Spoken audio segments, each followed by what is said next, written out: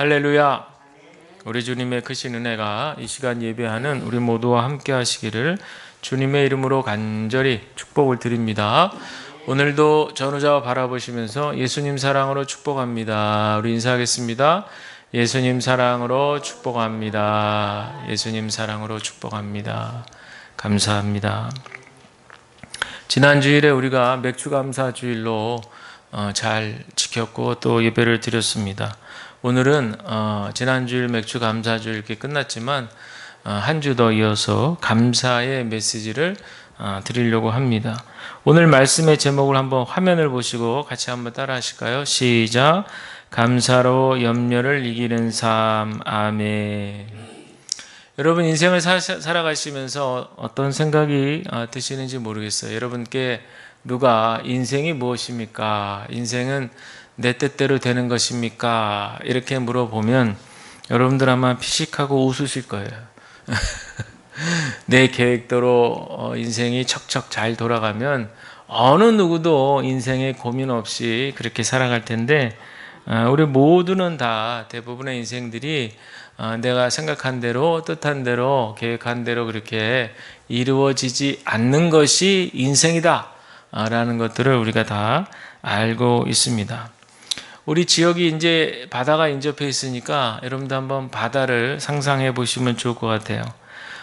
드넓은 바다를 일광해수욕장에 가서 모래사장에서 제가 드넓은 바다를 본다고 생각해 보세요. 얼마나 아름답고 시원하고 넓은 그런 생각이 들죠. 그러나 여러분 제가 만약에 그 바다 한가운데 서 있다고 생각해 보세요. 작은 돛담배 하나 띄우고 제가 거기 타고 그 망망대해 바다 한가운데 제가 서 있다고 생각을 해보세요. 그저 저의 존재는 그 드넓은 바다에 어떻습니까? 작은 한 존재, 작은 한 그저 모래 같은 작은 존재에 불과한 거죠. 주변에는 아주 그냥 압도적인 그런 바다의 광경, 또 강한 그런 바다에 우리 인간은 그저 이끌려 간다라는 겁니다. 그러니 여러분 그 바다 한가운데 일광이 좀 작은 바다라고 해서 좀 별로 느낌이 없으시면은 광안이라든지 해운대 이런데 바다 한가운데 거기 서 있다고 한번 생각을 해보세요. 그럼 어떤 생각이 듭니까? 우리 인간이 아무리 만물의 영장이다 할지라도 이 바다 한 군의 작은 존재에 불과한 거예요. 그저 그냥 파도가 한번 휙 휩쓸면 그냥 그 작은 인간의 존재도 없어지고 말 수 있는 그런 무력하고 연약한 존재가 우리 인간인 거죠. 따라서 우리가 아무리 만물의 영장이라 할지라도 세상 모든 것을 우리가 지배할 수 없다. 또 모든 것을 인간의 계획대로 이룰 수 없다. 이런 교훈을 얻게 됩니다. 우리 인생도 마찬가지죠. 살다 보면 생각하지 못한 일 마주할 때 있고 아무리 노력해도 해결되지 않고 이해가 안 되는 부분들이 있습니다. 특별히 어떤 분들이 더 그러냐면 어릴 때부터 사람은 착하게 살아야 된다. 이렇게 교육받고 자라신 분들. 이런 분들이 성인이 돼가지고 많은 고난을 겪는다고 그래요. 특별히 사람은 착해야 된다라는 집단이 어디에 많이 있을까요? 보편적으로 교회에 많이 있어요. 교회. 그러니까 예수 믿으시는 그리스도인들이 세상에 나가서 많은 고초와 고난을 경험하게 되죠. 그렇지 않은 분들 중에는 물론 그렇지 않은 분들 중에도 착하신 분들이 많죠. 또 교회 다니는 분들 중에도 착하지 않은 분들도 많고 그러나 보편적으로 말씀을 드리는 것이고 세상에 있는 분들은 자식이 성공을 위해서 자기가 원하고 이루고자 하는 바를 이루기 위해서 어떤 죄를 지어도 상관없다. 수단 방법을 가리지 않고 오직 나는 뭐로 가도 서울로만 가면 된다는 식으로 그렇게 인생을 살기 때문에 이것저것 따져가면서 지켜가면서 가릴 거 가려가면서 그렇게 살아가는 착한 사람들하고는 이게 다르다. 인생이 다르다라고 하는 이제 그런 얘기죠. 이렇게 말씀을 드리니까 여러분들 조금 이해가 되실지 우리 교회 다니는 또 그리스도인들이 그래서 인생의 좌절을 많이 경험합니다. 그러나 여러분 우리는 기억해야 될 것이요. 우리가 이 인생의 주인공이 아니라는 사실이죠. 우리는 이 지구에 그저 초대받은 한 손님에 불과합니다. 잠깐 왔다가 떠나가는 나그네와 같은 존재다라는 것이죠. 그래서 우리가 이 자연과 바다 앞에서 배워야 되는 것이 겸손함을 배우는 것입니다. 그리고 여기까지 인도하신 하나님의 은혜에 감사함을 배워야 될 줄로 믿습니다.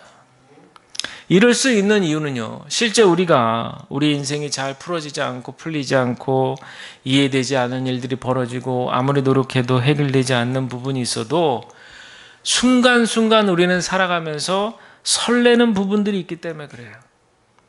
또 일상에, 소소한 일상에서 느끼는 행복감이 있기 때문에 그렇습니다. 여러분, 그것이 무엇일까요? 저는 감사라고 감히 말씀을 드리고 싶습니다. 우리 삶에 이 감사의 씨앗이 심겨질 때 우리 삶은 비록 그리 아니하실지라도 설레이는 행복감에 젖어 살아갈 수 있다는 사실을 여러분들 기억하시기를 바랍니다. 오늘 바다 얘기 좀 드렸으니까 하나 좀 더 바다 얘기하고 넘어가면요, 여러분, 이 바다는 잘 아시겠지만 늘 한 모습만 우리에게 보여주지 않습니다. 매일매일 다른 얼굴로 우리에게 다가와요. 어떤 날은 가보면 이게 바다인가 싶을 정도로 평안하기가 그지없어요. 그렇죠? 그럴 땐 만만해 보이기도 하고 그러나 어떨 때 보면 막 바람이 불고 말이죠. 파도가 막 거친 파도가 막 칩니다. 언제 막 나한테 삼킬 듯이 그렇게 몰아쳐 올지 막 그럴 때도 있어요. 여러분, 이렇게 매일매일 다른 얼굴로 우리에게 찾아오는 바다의 모습을 통해서 우리는 우리의 일상을 떠올려 보시길 바랍니다. 이 바다를 통해서 우리는 우리 인생에 파도와 같이 굴곡 있는 인생이 있다 해도 그것이 무조건 나쁜 것도 아니고 또 잔잔하다고 해서 고요하다고 해서 또 무조건 좋은 것도 아니다는 사실을 우리는 기억해야 됩니다. 파도가 어떤 날은 잔잔하기도 하고 어떤 날은 거센 파도가 몰아치듯이 우리의 삶도 그러하다는 얘기죠. 따라서 여러분, 우리의 인생도 이 거친 파도를 두려워하지 않고 과감하게 이 파도를 헤치고 앞을 보며 똑바로 전진해 나가야 될 줄로 믿습니다.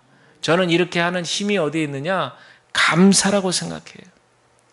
여러분, 이 감사의 힘은요, 의외로 강합니다. 감사는 우리 일상에 기적을 만드는 재료라고도 합니다. 오늘 우리에게 주신 하나님의 말씀을 잘 귀담아서 들어보시길 바랍니다. 오늘 말씀에 보면 첫째는 염려하지 말라 그랬습니다. 염려하지 말라. 아무것도 염려하지 말고. 여러분, 염려는요, 마음이 나뉜다는 뜻이거든요. 사람은 누구나 할 것 없이 마음에 한 방식을 가지고 있어요. 그 방 안에 우리 예수님, 우리의 찾아와 주신 예수님을 모시고 예수님과 풍성한 생명의 교제를 나눌 때 그때 우리에게는 참된 행복감이 찾아오게 돼 있어요. 그런데 그 자리에 예수님과 함께 깊은 친밀한 사랑의 교제를 나눠야 될 그 자리에 예수님이 계시질 않고 온갖 걱정과 염려와 근심들로 가득 쌓아놉니다. 그러면 어떻게 됩니까? 마음이 갈기갈기 나누어지고 찢겨지면서 불안하고 염려로 가득 찬다는 거죠. 염려는 이런 겁니다. 또한 염려의 뜻에는요, 질식시킨다는 뜻이 있어요. 이 말은 염려가 너무 지나치면 사람을 마치 이렇게 질식시키는 것과 같다. 그래서 사람이 염려가 너무 심하면 어떻게 됩니까? 몸에서 반응이 일어나잖아요.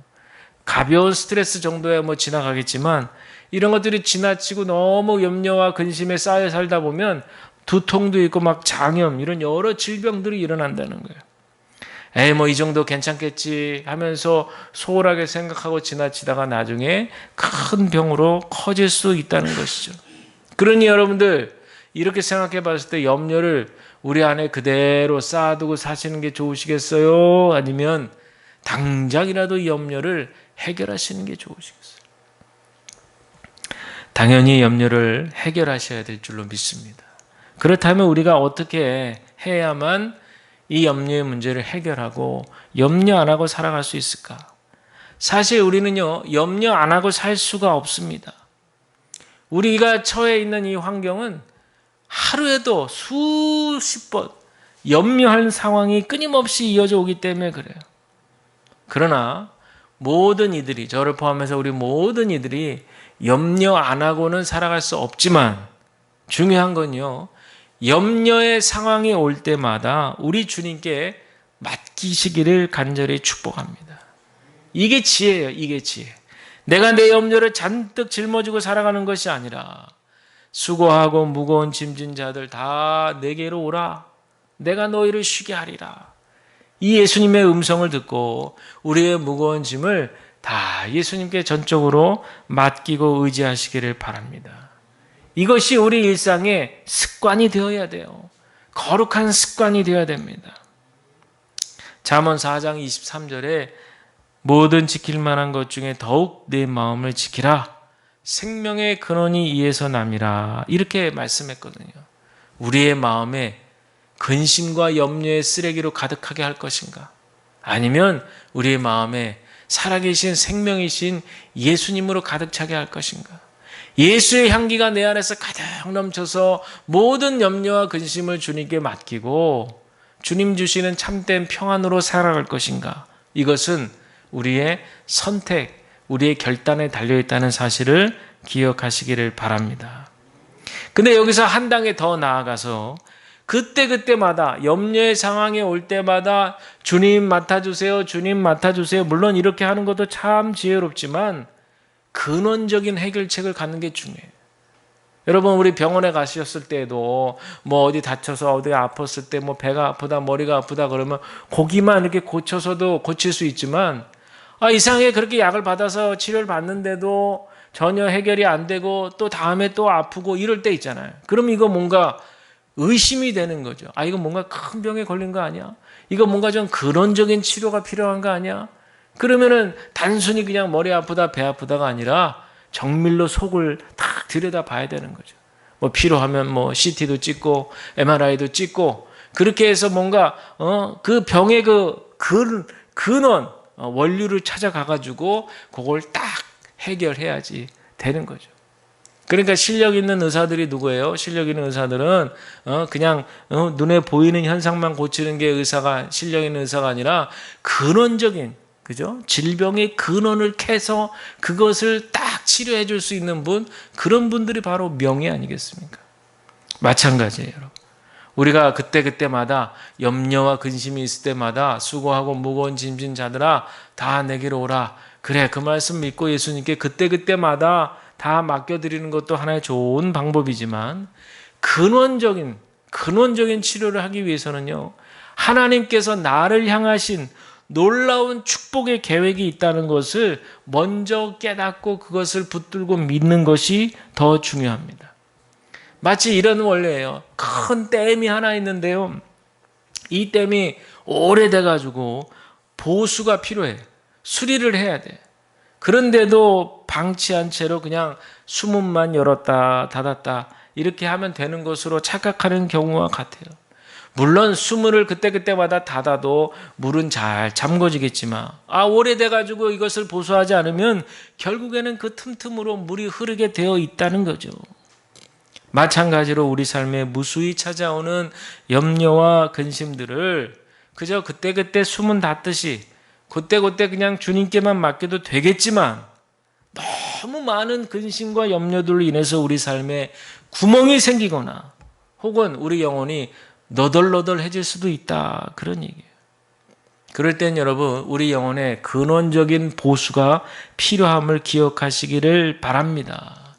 그 근원적인 치료가 바로 하나님께서 나를 향하신 축복의 계획이 있다는 것을 깨닫는 거예요. 우리가 걱정과 염려와 근심에 푹 잠겨 살다 보면요, 하나님이 날 사랑하시기나 한가부터 시작해가지고 막 온통 의심이 막 들잖아요. 그럴 때 한 발 뒤로 물러가서 정말 말씀과 기도를 통해서 하나님께서 나를 얼마나 사랑하시는지, 하나님께서 이 고난의 터널을 지나고 났을 때 나에게 얼마나 큰 축복의 계획을 허락하고 계시는지를 먼저 깨닫는 것이 중요하다 라는 사실 여러분 기억하시기를 바랍니다. 그런데 왜 사람들은 이 염려를 주님께 다 맡기지 못하고 살까요? 내 안에 욕심을 제어하지 못하기 때문에 그래요. 야고보서 1장에 욕심이 잉태한 즉 죄를 낳고 죄가 장성한 즉 사망을 낳는다고 분명히 말씀하시잖아요. 우리 인간이 죽음을 경험할 수밖에 없는 분명한 대답이라고 저는 믿습니다. 우리가 이런 인간이 한계적 존재라는 것을 깨달으면 내 마음의 근심감, 염려도 생각해 보면 그렇다. 내 안에서 꿈틀대는 작은 욕망에서 비롯되었구나라는 것을 알게 된다는 거예요. 이 작은 욕망들이 꿈틀꿈틀거리는 것이 내 안에서 참 주인으로 예수님을 모시지 못하고 그 욕망들이 내 자신을, 우리의 전 인격을 휘감아 놓고 있다는 사실을 깨닫게 되는 거예요. 그러니 여러분들, 우리 인생이라고 하는 것이 내가 작은 욕망을 가지고 그것을 부풀려서 뭔가 큰 결과를 만들어 나갈 수도 있겠지만, 더 중요한 것은 우리 인생이 세워지고 우리 인생이 잘 이루어지고 범사에 감사한 일이 생기는 것은 우리 하나님께서, 우리 주님께서 우리 인생을 설계하시고 계획하신 대로 이끌어 가심까지도 우리가 분명하게 믿음으로 의지해야 될 줄로 믿습니다. 그래야만 우리의 모든 근심과 염려를 내려놓고 하나님의 복을 구하면서 근원적인 치료가 될 수 있게 되는 거죠. 두 번째는 오늘 본문에 보니까 기도와 간구, 아무것도 염려하지 말고 다만 모든 일에 기도와 간구로 너희 구할 것을, 이렇게 나오죠. 나를 향하신 이 섭리는요, 오직 기도를 통해서 아는 것인데, 무엇보다 중요한 것은 여러분, 하루 중에 우리 주님과 독대하는 시간을 꼭 마련하시기를 바랍니다. 내 안의 모든 걱정과 염려들은 강물 흘러가듯이 다 보내시고 생명이신 우리 주님만을 붙드는 거예요. 여기서 필요한 것은요, 간절함과 지혜로움입니다.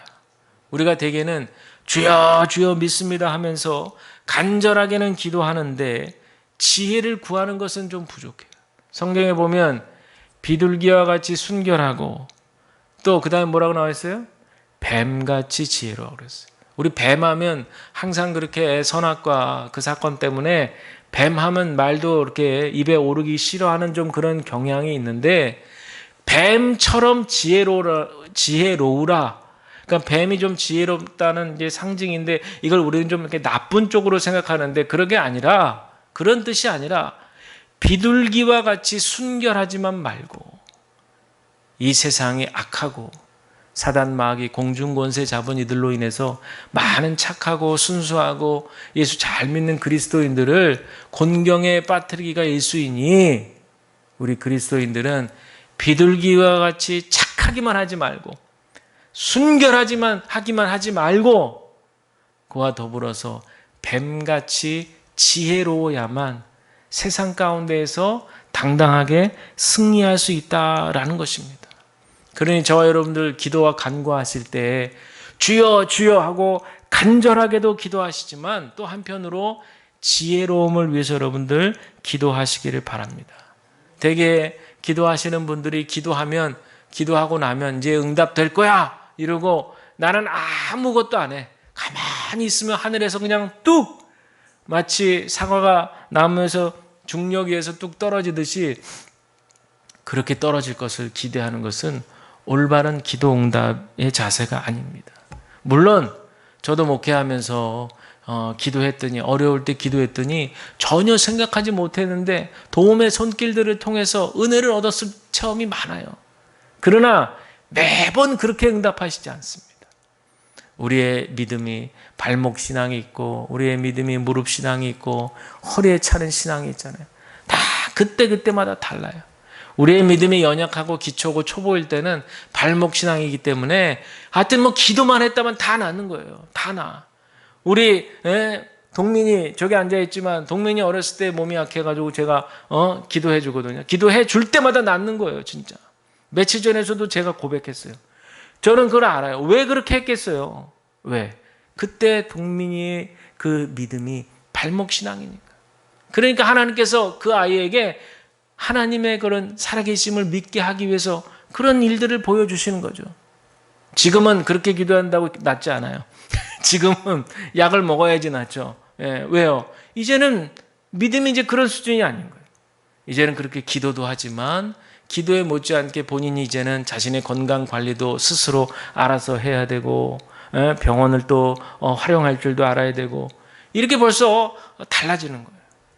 그러니까 여러분들 기도 응답이라고 하는 것이, 물론 기도했습니다, 하나님께서 생각지 못한 방법으로 응답해 주세요. 저도 그런 경험 많아요. 그러나 그것이 다가 아니라는 사실을 여러분 기억하시면, 기도는 기도하는 자를 변화시킨다는 거예요. 이걸 기억하셔요.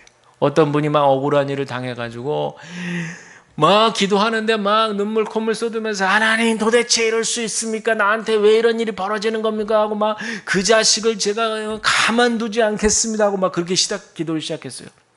그랬는데 몇 날 며칠을 그 복수를 위해서 기도하는데, 어느 날 성령께서 마음에 감동을 주신다는 거 아니야. 너는 잘못 없냐? 너는 정말 털어서 먼지 안 나오냐? 막 그런 강한 음성을 주셨다는 거 아니에요. 그러니까 이분이 처음에는 그냥 저 원수를 정말 어떻게 죽여 살려, 그렇게 마음 먹고 기도를 시작했다가 몇 날 며칠 기도하니까 성령께서 그 마음을 바꿔주시더라는 거예요. 그러니까 그 다음에는, 하나님 저도 예수님과 같이 용서할 수 있는 마음을 허락하여 주옵소서. 그렇게 기도가 이거는 어떻게 설명할 거냔 말이에요. 이거는 어떤 이론으로도 설명이 안 되는 거잖아요. 여러분, 이게 바로 하나님의 세계입니다. 우리가 다 이성적으로 다 판단할 수 없어요. 여러분 기억하세요. 물론 기도하면 하나님께서 응답하실 줄로 믿습니다. 우리가 기도했는데 아무 행동도 하지 않았는데도 하나님이 응답하실 수도 있어요. 그러나 모든 기도의 응답이 다 그와 같지 않다는 사실도 알고 계시길 바랍니다. 따라서 우리의 기도 생활은, 기도했다면 기도했던 자가 변화되어서 우리 삶에서 지혜롭게 하나님의 나라와 하나님의 뜻을 이루어갈 수 있도록 우리의 말과 행동이 바뀌어가는 것도 또한 기도의 응답이라는 사실을 여러분들 기억하시기를 바랍니다. 그러니까 여러분들 기도하실 때 간절함을 위해서 기도하시고, 또 한편으로 지혜로움을 위해서 기도하셔야 될 줄로 믿습니다. 코로나가 지나면서 지금 다시 기도의 회복을 이루어야 된다고 사람들이 많이 얘기합니다. 그래서 기도의 시간도 늘려야 된다, 또 기도의 간절함을 회복해야 된다고들 많이들 얘기해요. 이렇게 하는 이유가, 지혜로움도 기도의 간절함이 회복되어야 얻을 수 있기 때문에 그래요. 그러니까 동전의 양면과 같은 거예요. 간절함과 지혜는 동전의 양면과 같습니다. 내 지혜가 아니기 때문에, 하나님의 지혜이기 때문에 우리는 이 기도를 통해서 하나님의 지혜를 얻고 깨닫게 되는 것을 붙들고 문제를 하나씩 하나씩 해결해 나가야 될 줄로 믿습니다. 마지막으로 세 번째는, 아무것도 염려하지 말고 다만 모든 일에 기도와 간구로 너희 구할 것을, 그 다음 뭐래요? 감사함으로 하나님께 아뢰라. 그리하면 모든 지각에 뛰어난 하나님의 평강이 그리스도 예수 안에서 너희 마음과 생각을 지키시리라. 아멘. 앞서 말씀드린 잠언 4장 23절 너무 중요한 말씀이에요. 무릇 지킬 만한 것 중에 더욱 내 마음을 지키라. 왜요? 이에 생명이 나면이라.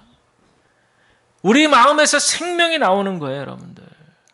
그러므로 여러분들, 이 생명이 나온 우리의 마음에 감사함으로, 모든 일에 감사함으로 풍성하게 열매를 거두시면 모든 지각에 뛰어난 하나님의 평강이 그리스도 예수 안에서 우리의 마음과 생각을 지키신다. 저는 그래서 또 그렇게도 배워왔지만, 뭔가 좀 안 좋은 일이 생겼다, 어려운 일이 생기면 기도할 때 보통은 이제 아이고 하나님 어떻게 해요, 이 문제 해결해 주셔야죠 라고들 기도를 시작하지만, 그렇게 시작하지 않습니다. 감사부터 하는 거예요. 감사기도. 쭉 감사기도 하는 거예요. 일단 지금 급한데 급한 거 일단 내려놓고 감사기도부터 하는 거예요. 하나님 감사합니다. 여기까지 인도하신 것도 감사하고, 그리 아니하실지라도 감사하고, 이렇게 하다 보면 처음에는 의무적으로 한 것 같아요. 처음에는 무슨 감사야 이 상황에서, 이러면서 감사기도 시작했는데 몇 마디 감사기도 하다 보면 내 안에 나도 모르게 감사가 막 떠오르는 거예요. 그래, 그래도 여기까지 하나님이 은혜 주셨지, 나를 살리시고 구원하시고 사랑해 주셨지, 이렇게 좋은 분들을 만나게 해주셨지, 뭐 등등 감사의 제목들이 막 몽글몽글 떠오르게 하는 거예요. 그래서 여러분, 감사는 기적을 만드는 재료라고 하는 거예요. 기적을 만드는 재료.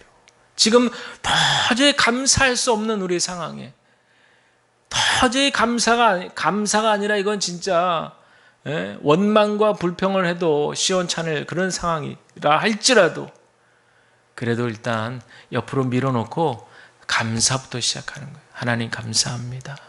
하나님 감사합니다. 이렇게 좋은 곳에서 예배할 수 있게 하셔서 감사합니다.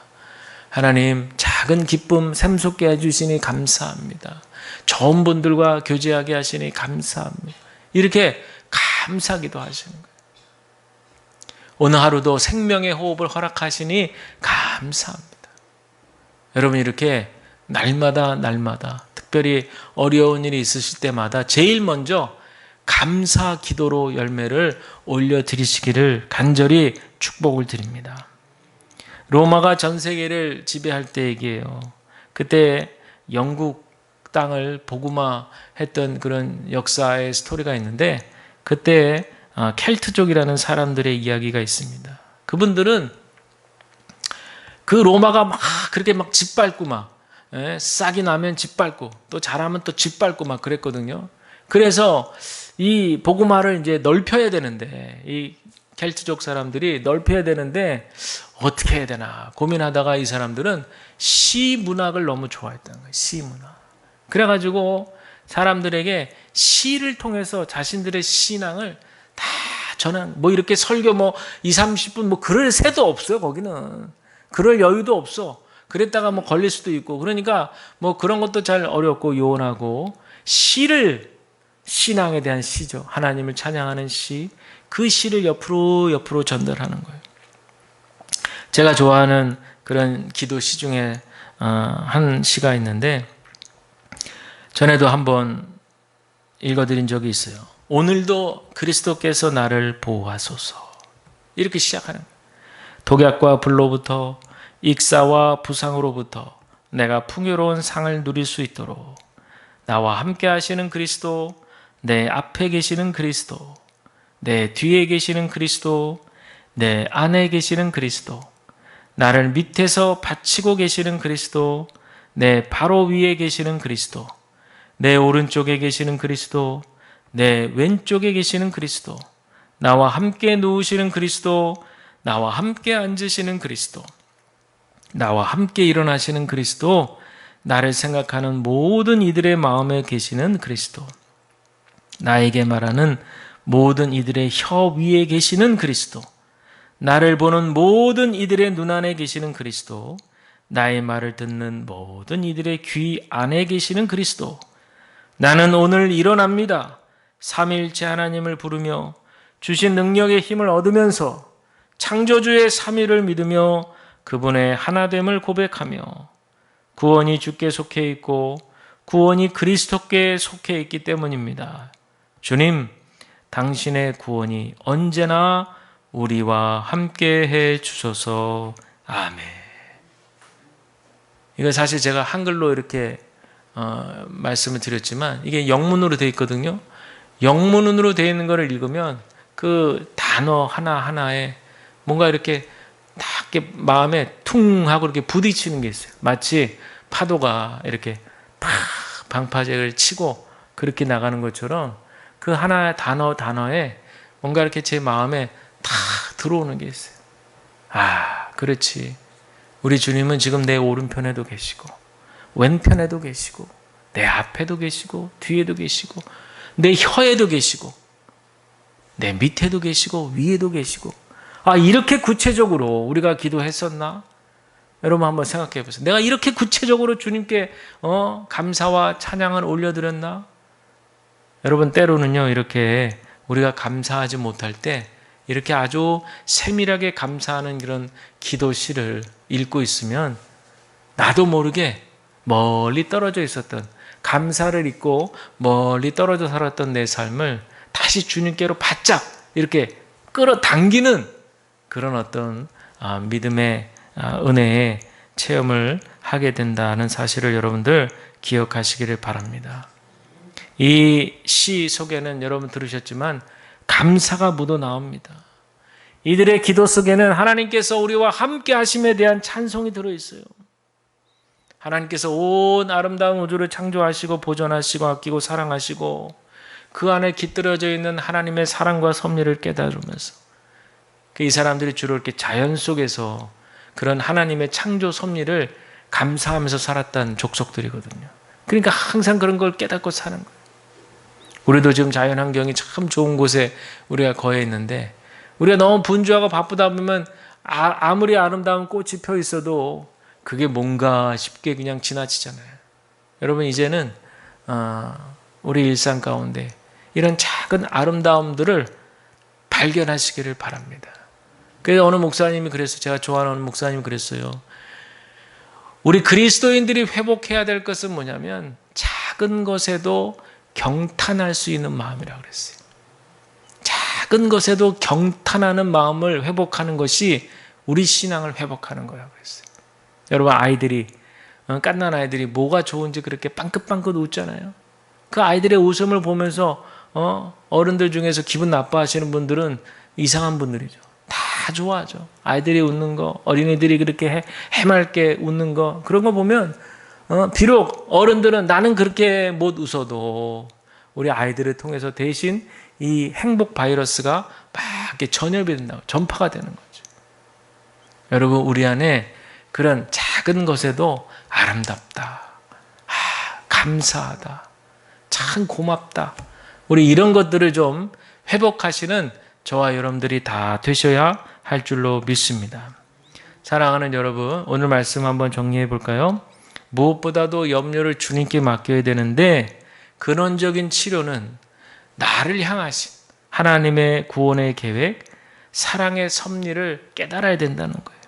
그래야 근원적인 신뢰가 이루어지는 겁니다. 두 번째로 기도와 간구인데 이 기도와 간구를 통하여서 우리의 간절함이 회복이 되고 또한 지혜로움을 얻어야 될 줄로 믿습니다. 그래야 난관을 헤쳐나갈 수 있는 좋은 생각이 떠오르는 거예요.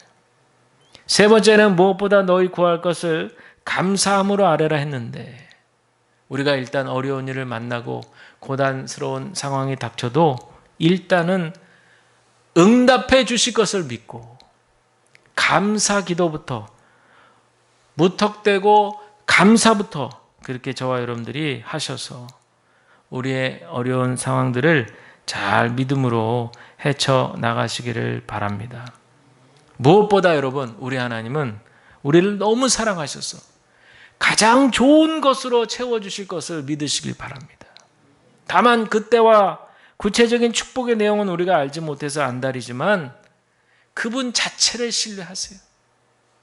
우리 아버지 되신 하나님은 우리에게 좋은 것 주실 줄로 믿고 그 하나님을 전적으로 신뢰해서 우리 인생을 다 맡기실 때 지금 우리 앞에 펼쳐진 고난의 산들을 잘 넘어가게 될 줄로 믿습니다. 이런 은혜가 우리들 가운데 충만하시기를 주님의 이름으로 간절히 축원을 드립니다.